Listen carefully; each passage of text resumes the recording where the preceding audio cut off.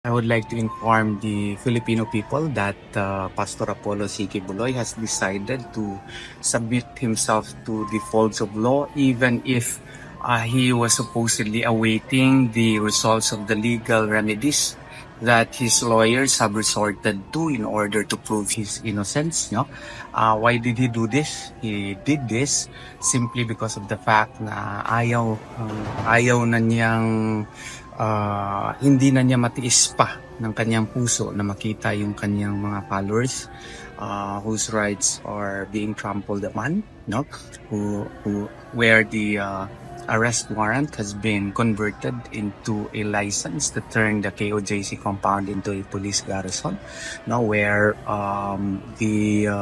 his beloved cathedral, no? The KOJC cathedral has been turned into a command post of the police, where the JMC school has been converted into a mining pit, no? And one of his member died, scores got injured, and his vehicles, or the company's vehicles affiliated with him have been illegally confiscated, no? All of which were factors why he decided to surrender. It was really a surrender, not an arrest, no? And in my post, Pastor Apollo C. Kibuloy decided to extend his heartfelt gratitude to the Philippine Army, no? Specifically the ISA, who actually was instrumental, no? To General Hambala, to Colonel Ruiz, no? To Colonel Cabading, and the police officers who helped us, such as General Macapas, no? General Francisco. I would like to make mention also of retired Colonel Sosa and Colonel Chulijun Kaduyak, Major Edgardo Bahan, Colonel Mangahis, no? And most especially the good general, no? Major General Benjamin Silo of the Eastern Command of the PNP, because they were really instrumental in convincing Pastor Apollo C. Kibuloy to submit to the folds of the law. And the rumor that he was arrested is really not true, because we would like to correct that. It took us days of negotiation, no?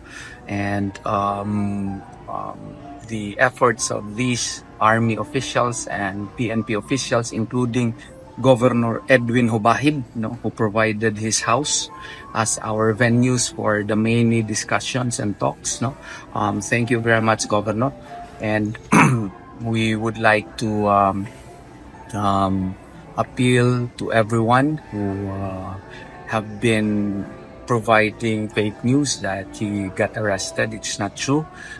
Please be guided that he voluntarily surrendered to the folds of the law, and that is the real news of the matter, and even the PNP acknowledged that, no?